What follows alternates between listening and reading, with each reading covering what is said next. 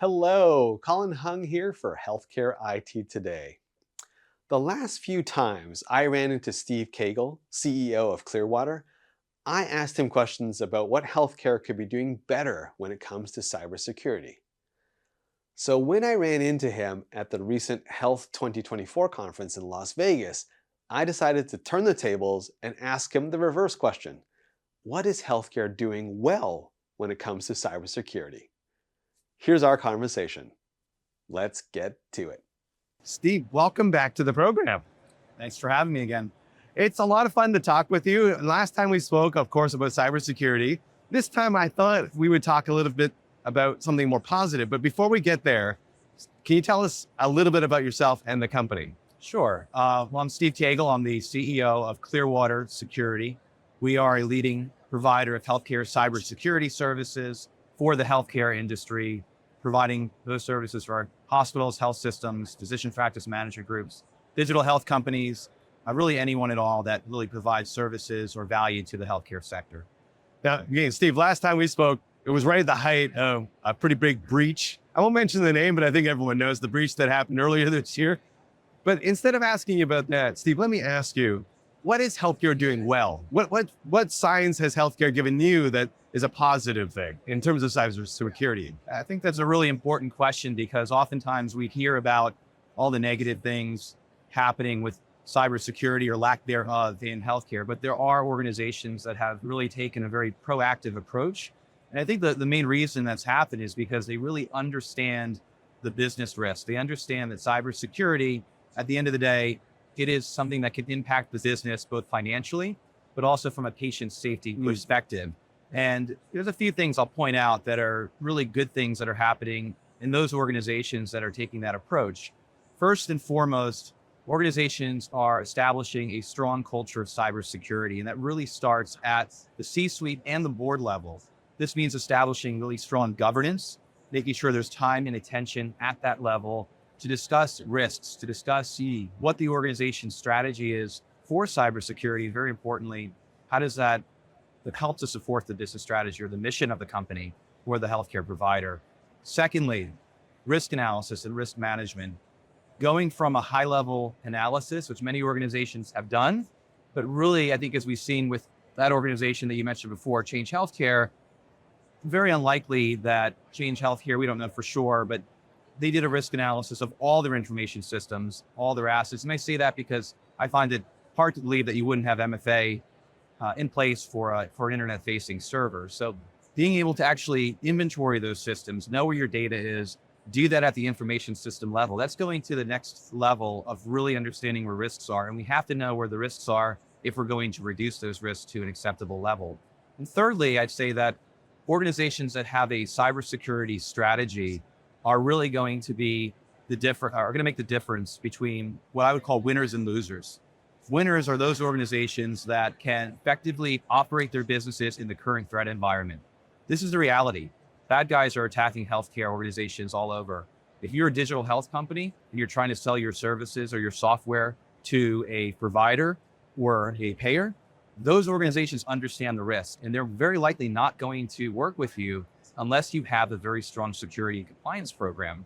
So this actually becomes now a competitive advantage. And for any leader who's really going to ensure that they have a good strategy in place to grow their business and protect their brand, they need to have a strong cybersecurity strategy. That's a hard thing to do because many of those organizations don't have the resources, they don't have the expertise. So they're also turning to partners to help them with that, to fill in those gaps, especially if they're a mid-size or small organization. They need to have those capabilities if they're going to survive going forward. So let's talk about that a little bit. If I was a vendor, what are some of the things that you would recommend I would highlight to showcase to a provider that I've got my act together when it comes to cybersecurity? Yeah, first and foremost, I think you should lead with that in your discussions. Be proactive, get it out on the table and demonstrate to your clients or your customers that you have a strategy, you have a plan. What are your capabilities and how do you assess risk on an ongoing basis? It's not enough just to say, hey, we have these security controls. The threat landscape is changing. Vulnerabilities are changing, especially as you update your products or your services. That can create new opportunities for a cyber attack and for a breach. So you really have to show your clients or your customers that you have a continuous program, that you understand risk. You have to show that you're compliant as well. And they be compliant with HIPAA, but also other regulations. State regulations are also very important now to adhere to. And you're also going to need to have a good understanding of the cybersecurity requirements of your partner from a contractual perspective, and show that you can be there for the long term. So you're talking not only about preventing, but also recovering. It sounds like that's a complete risk assessment. That's a complete way to show that you got your act together. You have to demonstrate, again, that you have that strong governance, but you also have to be able to demonstrate that you know where your risks are. You have controls in place that are protecting those assets, protecting your client's data, and also that you can detect, to your point, an attack very quickly, respond to that. Organizations are concerned that not only they're going to lose their data, but that their vendor that they're relying on is not going to be able to provide that software, that service, and that can impact their operations. So what is your business continuity plan? What are your communication plans with your clients? How are you going to give them the confidence at the end of the day that they can trust that you can be their partner and that you can support their business if you're under duress? That's an extremely important thing to be able to demonstrate. Steve, is there any threat vector that healthcare is ignoring, or maybe it should put more attention on over the next 6 to 12 months that you're seeing where maybe there's a gap? Well, definitely some of the same themes are still there, but I would say they are evolving. So for example, social engineering, which has been the most common vector for cyber attacks in healthcare, those techniques and tactics of threat actors have changed and really become much more sophisticated. Today, you're not just seeing email attacks, but phishing or voices that are sometimes faked with artificial intelligence, texting attacks that are very intricate, where you see the threat actors learning information about the organization. They may lurk in their on social media, right, and really get that information to be very, very convincing. So we have to train our users to be more aware of these more sophisticated techniques.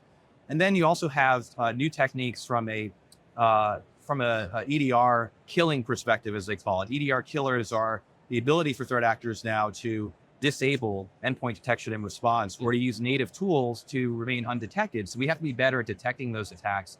And I'd say another thing is vulnerabilities. So the zero-day vulnerabilities have been a big topic, and they are actually now tied for social engineering as the most common vector. So having a very strong vulnerability management program, what I would call a continuous vulnerability management program, assessing vulnerabilities, responding, that's essential, because again, the bad guys are not waiting around for you to patch those vulnerabilities. They're going to be on it very, very quickly, and we have to be ahead of them.